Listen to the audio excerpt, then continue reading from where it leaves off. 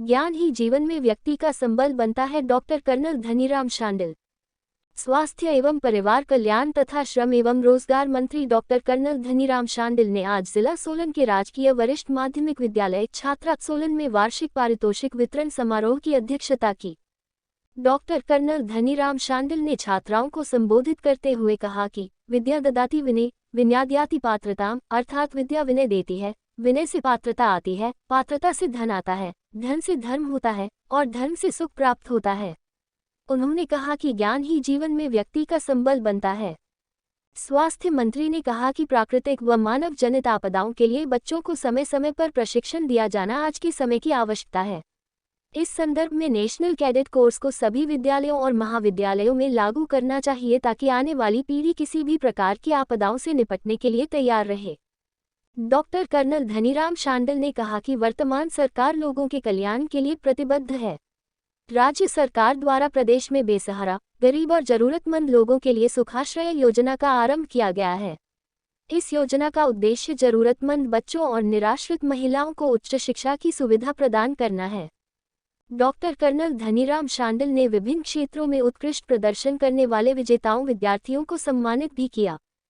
इससे पूर्व डॉक्टर शांडिल ने स्कूल में नवनिर्मित सरस्वती माता की मूर्ति का अनावरण तथा एमडीएमओ का शुभारंभ किया। इस अवसर पर मुख्य संसदीय सचिव, लोक निर्माण विभाग, स्वास्थ्य विभाग व सूचना एवं जनसंपर्क विभाग संजय अवस्थी ने अपने संबोधन में कहा कि बच्चों के सर्वांगीण विकास के लिए गुणवत्तायुक्त शिक्षा के साथ साथ उनका खेलकूद गतिविधियों में भाग लेना भी आवश्यक है। उन्होंने स्कूल प्रशासन से आग्रह किया कि स्कूल के विस्तारीकरण के लिए भूमि चयनित करें ताकि स्कूल में खेलकूद व अन्य गतिविधियों के लिए बच्चों को मैदान उपलब्ध करवाया जा सके। हिल्स न्यूज़ 14 के लिए सोलन से कृष्ण भान की रिपोर्ट। इनके टीचर्स को भी और सबको बहुत बहुत बधाई देता हूं, क्योंकि वो कहते हैं कि विद्या ददाति विनयम, विद्या ददाति विनयम विनयायाति पात्रताम। आपको एजुकेशन ही एक अच्छे इंसान बनाती है, आपके अंदर पात्रता लाती है, योग्यता लाती है। और विद्या ददाति विनयम विनयायाति पात्रताम, उसके बाद ही आप विनय, जब आप मॉडेस्ट होते हो, नम्रता में चले जाते हो, तभी आप जीवन में कुछ प्राप्त कर सकते हो। तभी कहते हैं स्वदेशे पूज्यते राजा विद्वान सर्वत्र पूज्यते। अगर आप अच्छे विद्वान होंगे, आप ज्ञानवान होंगे, तो राजा की तो अपनी टेरिटरी में पूजा होती है, विद्वान की सारी दुनिया में। जैसे विवेकानंद जी को पता। और 2 पी हमेशा प्रोटेक्टेड होनी चाहिए। पहली पी है पे और दूसरी पी है प्रमोशन। अगर ये दोनों में से एक भी मिसिंग हो तो कोई फायदा नहीं। और आखिरी वाली होती है पेंशन।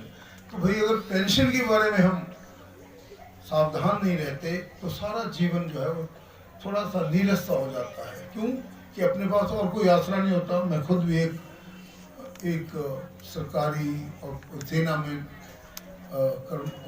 ऑफिसर था और उसके बाद ही आपकी सेवा में आया हूँ। मुझे पेंशन मिलती थी, मुझे कोई भी चिंता नहीं। और अगर 1-2 लोग के खाना खाने भी आ जाए और 2-4 को पढ़ाना पड़ जाए तो भी मुझे मुसीबत नहीं होती थी। ये जरूरत है ओपीएस की। दूसरी बात मैं आपको बताना कि दिल्ली में तो कभी कभी आप सैर करने भी नहीं जा सकते। लगता है जैसे कि आप पत्थर मुंह को हिट करते हैं शाम को।